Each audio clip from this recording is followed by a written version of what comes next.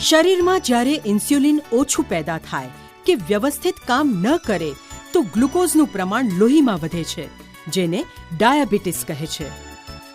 લક્ષણો: વારંવાર પેશાબ લાગવો, વધુ તરસ લાગવી, વધુ ભૂખ લાગવી, વારંવાર ચેપ થવો, પગમાં કળતર વગેરે. મોટાભાગે ડાયાબિટીસના કોઈ લક્ષણો હોતા નથી. ડાયાબિટીસ વારસાગત આવી શકે છે. જો કુટુંબમાં કોઈને હોય તો તપાસ કરાવવી જોઈએ. વધુ વજનવાળા લોકોને ડાયાબિટીસની શક્યતાઓ વધે છે, માટે વજન નિયંત્રણમાં રાખો.